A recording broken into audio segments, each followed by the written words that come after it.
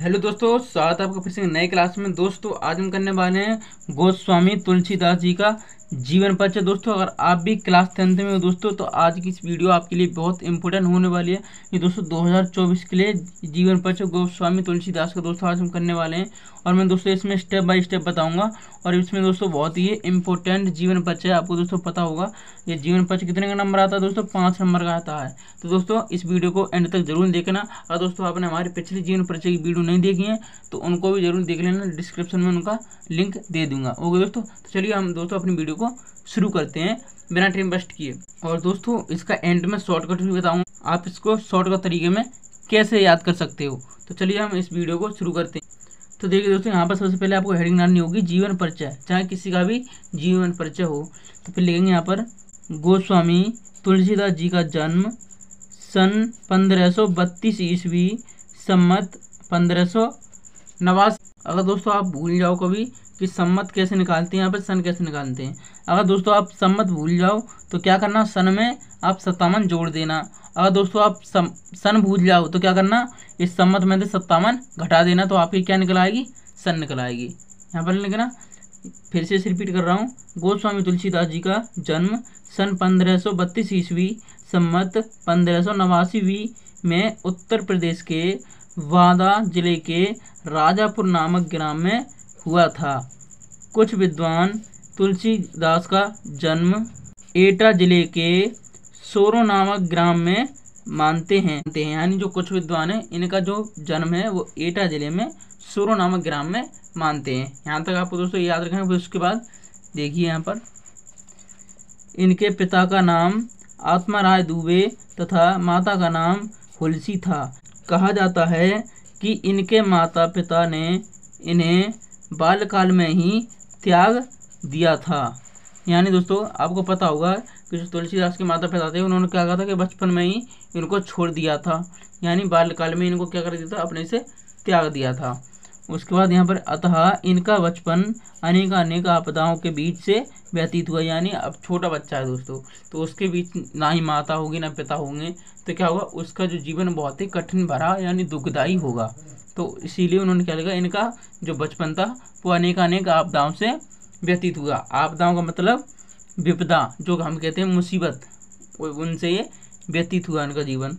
उसके बाद जो इनका दोस्तों लालन पोषण करने वाले थे, इनका पालन पोषण प्रसिद्ध संत बाबा नरहरिदास ने किया और इन्हें ज्ञान भी एवं भक्ति की शिक्षा प्रदान की। यानी इनका जो पालन पोषण किया वो किसने किया, वो किया नरहरिदास ने। उसके बाद इन्होंने क्या किया था, इन्हें ज्ञान और भक्ति की शिक्षा भी प्रदान की थी। उसके बाद इनका विवाह रत्नावली के साथ हुआ था। यानी इनकी जो पत्नी थी उनका नाम क्या था, रत्नावली। एक बार तुलसी अपनी पत्नी से मिलने आधी रात को पत्नी के मायके चले गए। फिर वहाँ पर इनकी पत्नी ने इनसे क्या किया, यहाँ पर गौर दीजिए। यहाँ पर दोस्तों यहीं पर है जो भी है सारा दोस्तों जीवन परिचय का सार यहीं पर निकलता है। और इनकी पत्नी ने वहाँ पर इनमें फटकार लगा दिया, यानी इनको डांट दिया।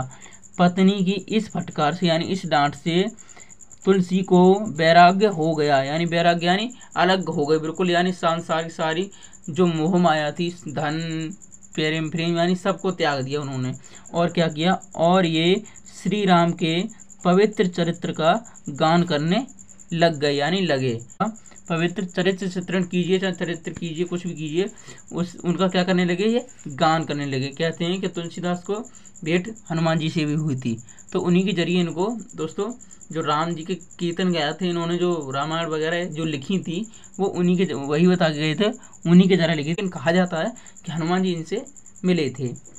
उसके बाद इन्होंने अपनी रचनाएं चित्रकूट, काशी और अयोध्या में ही लिखी थी। यानी जो दोस्तों इन्होंने अपनी ज़्यादातर रचनाएं थी, कथाएं थी, रामायण और जो भी है जो इन्होंने लिखी थी वो ज़्यादातर किस में लिखी थी, चित्रकूट में, काशी में और अयोध्या में लिखी।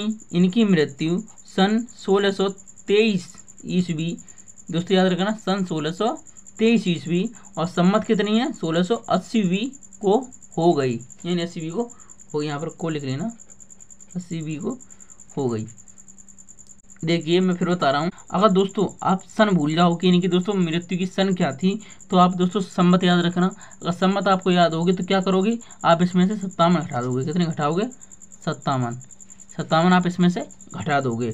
और अगर दोस्तों आपको अगर सन याद हो और संमत भूल जाओ तो क्या करना, उसमें 57 ऐड कर देना, यानी प्लस कर देना, इसमें जोड़ देना, तो संमत निकल आएगी। हो गया दोस्तों, यहाँ तक आपको ये जीवन परिचय पूरा समझ में आ गया होगा। अब चलते हैं इनकी रचनाओं की ओर कि इनकी रचना क्या थी।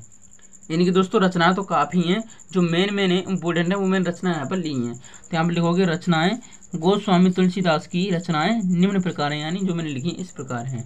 नंबर 1 श्री रामचरितमानस, ये दोस्तों बहुत ही इंपॉर्टेंट रचना है, ये ऑब्जेक्टिव में भी आ सकता है, इसको आप जरूर याद करना। दूसरी है विनय पत्रिका, तीसरी है गीतावली और चौथी दोहावली, पांचवी कवितावली। यानी कोई झंझट वाली बात नहीं है, बहुत आसानी से आप 2-3 बार से मतलब दोस्तों इसको फेरोगे तो आपको अच्छे से याद हो जाएंगी।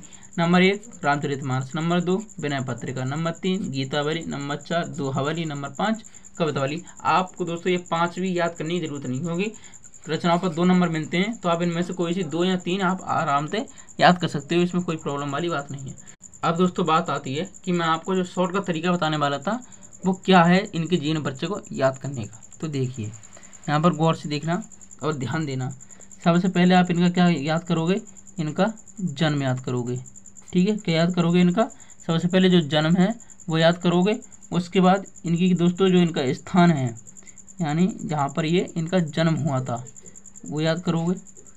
ठीक है, इसके बाद इनकी जो शिक्षा थी वो कहाँ पर हुई थी और इनको शिक्षा किसने दी थी, ये आप याद करोगे।